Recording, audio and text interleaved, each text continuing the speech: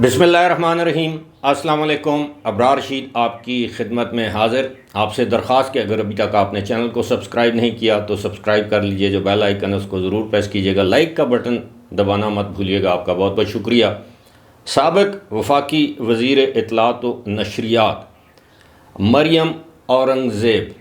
آج کل کچھ الزامات کی زد میں ہیں کہ انہوں نے غیر قانونی طور پر حاصل کیے گئے سرمایے سے دبئی میں ایک بڑا قیمتی گھر یا اپارٹمنٹ خریدا ہے، جس کی مالیت تقریباً 38 کروڑ روپے بنتی ہے۔ یہ ماجرا کیا ہے، یہ اپارٹمنٹ کب خریدا گیا، یہ تفصیلات آپ کے ساتھ شیئر کی جائیں گی، لیکن اس سے پہلے 10 دن کی بندش کے بعد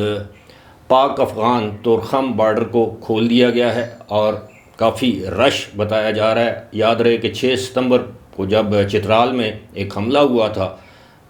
پاکستانی سیکیورٹی فورسز پر، اس کے بعد سے یہ بارڈر بند کر دیا گیا تھا۔ بعد میں مذاکرات کے بعد اور کچھ دیگر معاملات طے کرنے کے بعد اس بارڈر کو کھول دیا گیا ہے، اور اب جتنی بھی ٹریفک یعنی ٹرکس، کنٹینر، جو بھی سامان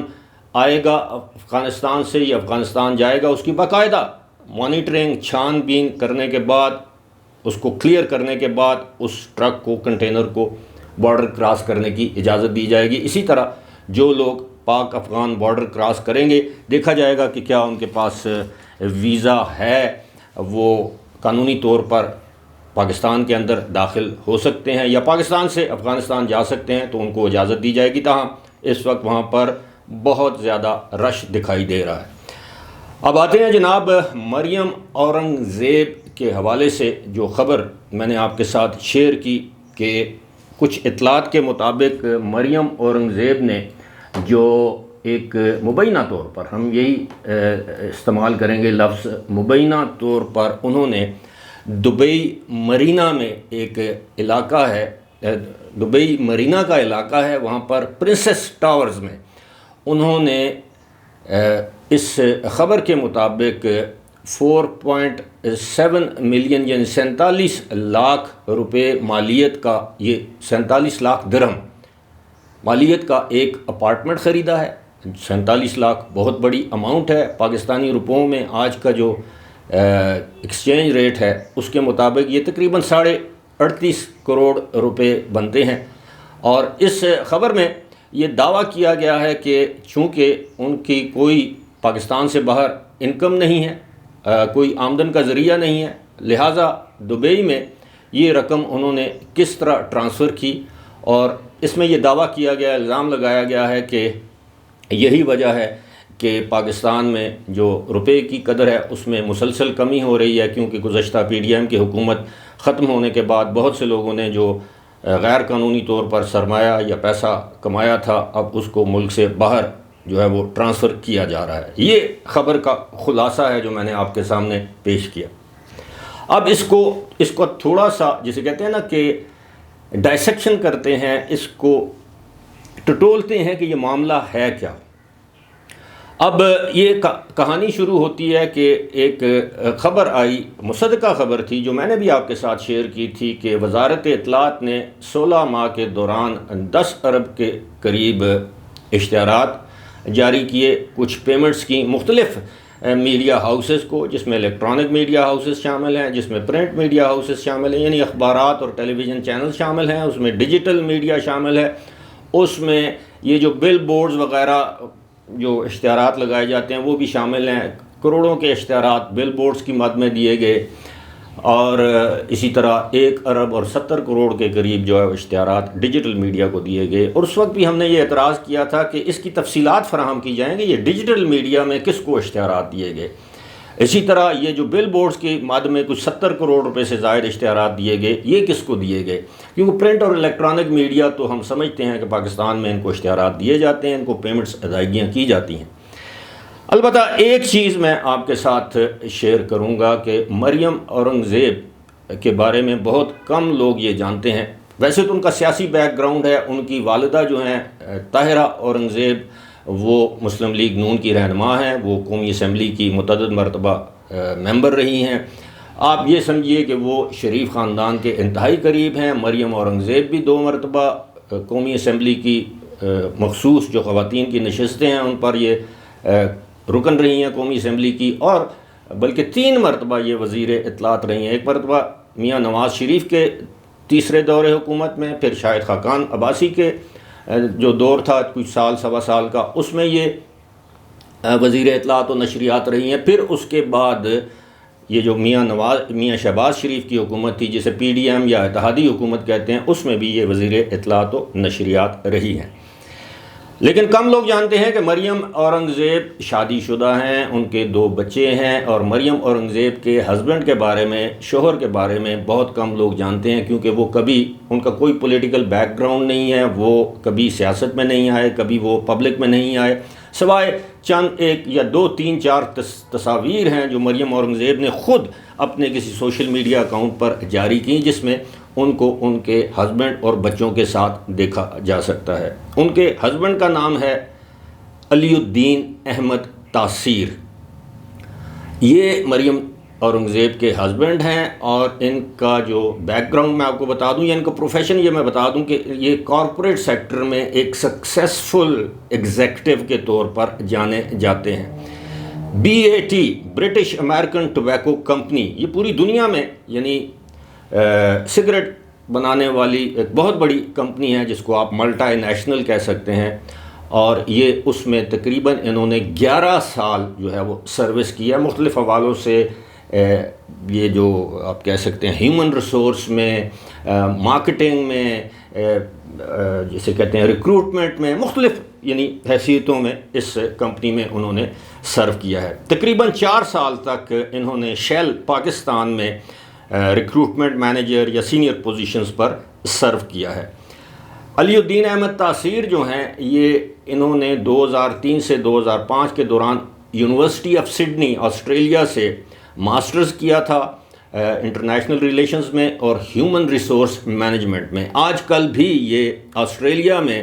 ہیومن ریسورس اور مینجمنٹ میں جو اپنی خدمات سر انجام دے رہے ہیں ایک ملٹی نیشنل کمپنی میں۔ تو وہ ایک لحاظ سے آپ یہ سمجھ لیجئے کہ کوئی غریب انسان نہیں ہے، اور وہ انتہائی متمول، یا آپ یہ کہہ لیں کہ ایک امیر انسان کنسیڈر کیے جا سکتے ہیں۔ اور اگر یہ اور اس میں کوئی شک نہیں ہے کہ ان کی آسٹریلیا میں بھی جائیدادیں ہیں، یعنی پراپرٹیز ہیں، ان کی UAE میں یا دبئی میں بھی پراپرٹیز ہیں، اپارٹمنٹس ہیں، اور ان کی پاکستان میں بھی جائیداد ہے۔ اب یقینی طور پر جو شخص آسٹریلیا میں یا جس نے ملٹی نیشنلز میں کام کیا ہو، اس کی جتنی بھی آمدن ہوتی ہے وہ لیگل ہوتی ہے، وہ ٹیکسیبل آمدن ہو تو اس پر ٹیکس ادا کیا جاتا ہے، وہ ڈکلیئرڈ آمدن ہوتی ہے، وہ دنیا کے کسی ملک میں، آسٹریلیا سے برطانیہ میں، برطانیہ سے UAE میں، UAE سے پاکستان میں، یا وائس ورسا، وہ اگر اپنی اماؤنٹ ٹرانسفر کرنا چاہیں دنیا کے کسی بھی علاقے میں، وہ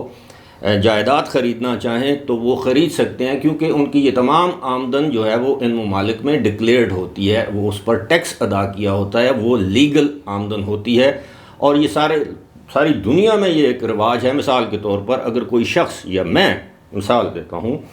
کہ میں نے امریکہ میں نوکری کی 10-20 سال، وہاں پر میں نے سرمایہ اکٹھا کیا ڈالرز میں، اس پر میں نے ٹیکس ادا کیا جو کہ میرا ڈکلیئرڈ سرمایہ ہے، اس کو میں دنیا کے کسی ملک میں ٹرانسفر کر سکتا ہوں، وہاں پر میں اپنے ٹیکس کے کاغذات دکھا سکتا ہوں کہ یہ میری لیگلی ارنڈ منی ہے، اس سے میں UAE میں پراپرٹی خریدنا چاہتا ہوں تو مجھے کوئی نہیں روک سکتا۔ اور ساتھ ہی ساتھ میں آپ کو یہ بھی بتاتا چلوں کہ جب آپ UAE میں پراپرٹی خریدتے ہیں اور آپ 1 ملین درہم سے زیادہ انویسٹ کرتے ہیں وہاں پر، تو آٹومیٹکلی آپ کو وہاں کا ریزیڈنس ویزا دے دیا جاتا ہے، جس کو آپ عرف عام میں اقامہ کہہ سکتے ہیں۔ سملرلی دنیا کے دیگر ممالک میں، جس میں امریکہ ہے، آسٹریلیا ہے، جس میں کینیڈا ہے، وہاں پر اگر آپ مخصوص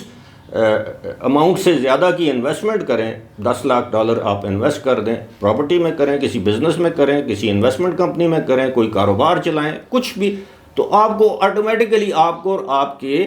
جو 18 سال سے کم عمر کے جو بچے ہوتے ہیں ان کو آٹومیٹکلی وہاں کی ریزیڈنسی دے دی جاتی ہے۔ یہاں تک کہ دنیا کے بعض ایسے یورپی ممالک بھی ہیں، وہاں پر اگر آپ $10 لاکھ اگر آپ وہاں پر جا کر انویسٹ کریں، زمین خریدیں، پراپرٹی خریدیں،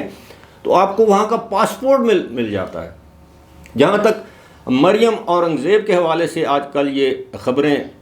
زیر گردش ہیں، تو اس کا اصل مقصد مریم اورنگزیب کو بدنام کرنا نہیں ہے، اس کا اصل مقصد یہ ہے کہ پی ڈی ایم کی یا شہباز شریف کی اس حکومت کے بارے میں کچھ ایسے یعنی الزامات لگائے جائیں جن کی تحقیقات ہونی چاہیے۔ اگر کسی پر الزام ہے اس کی ضرور تحقیقات ہونی چاہیے۔ ہم یہ نہیں کہتے کہ مریم اورنگزیب کے ہاتھ مکمل طور پر صاف ہو سکتے ہیں، ہم یہ بھی نہیں کہہ سکتے کہ مریم اورنگزیب پر جو الزامات لگائے جا رہے ہیں وہ 100% درست ہیں یا 10% تک بھی درست ہیں، لیکن جب تک یہ تحقیقات نہیں ہوتی تو اس وقت تک تو سوشل میڈیا پر یہ کیمپین جاری رہے گی۔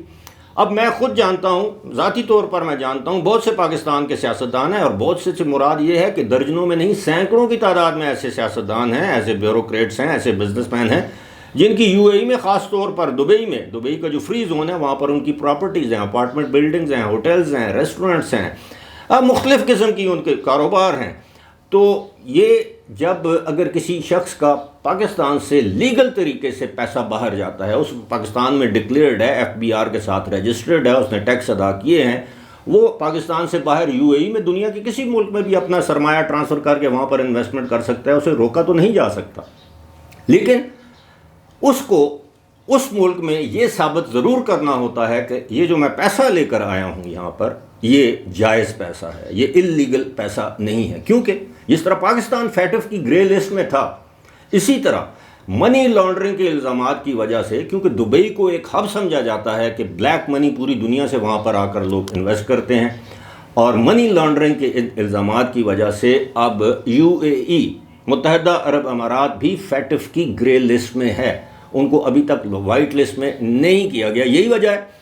کہ وہاں پر آئے روز یو اے ای میں اینٹی منی لانڈرنگ آپریشنز آپ کو نظر آتے ہیں، کبھی ایک منی ایکسچینج کمپنی کے اوپر جرمانے کیے جاتے ہیں اور ملینز آف درہم کا جرمانے کیے جاتے ہیں، ان کو بین کیا جاتا ہے، ان کے لائسنس منسوخ کیے جاتے ہیں، منی لانڈرنگ میں انوالوڈ دنیا کے مختلف ممالک کے لوگوں کو گرفتار کیا جاتا ہے، ان کو انٹرپول کے حوالے کیا جاتا ہے، بالکل اسی طرح جس طرح پاکستان نے اقدامات کیے تھے گرے لسٹ سے نکلنے کے لیے بین، اسی طرح اب یو اے ای میں بھی یہ آپریشن جاری ہے۔ اگر مریم اورنگزیب نے پاکستان سے یہ سرمایہ وہاں پر منتقل کیا اور اپنے نام پر پراپرٹی حاصل کی ہے تو یہ کاغذات حاصل کیے جا سکتے ہیں، حکومت پاکستان وہاں سے حاصل کر سکتی ہے اور وہاں کی اتھارٹیز بھی پوچھ سکتی ہیں مریم اورنگزیب سے، لیکن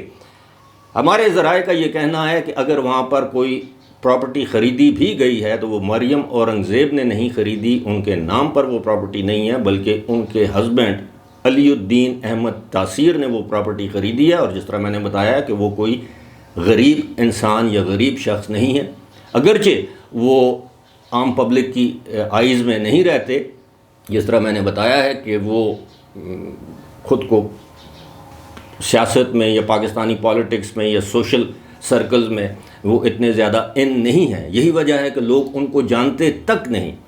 بہرحال یہ میں کوئی مریم اورنگزیب کی وکالت بھی نہیں کر رہا، میں مریم اورنگزیب پر الزام بھی نہیں لگا رہا، میں صرف یہ مطالبہ کرنے میں حق بجانب ہوں کہ اگر ایسا ہے تو اس کی تحقیقات ہونی چاہیے،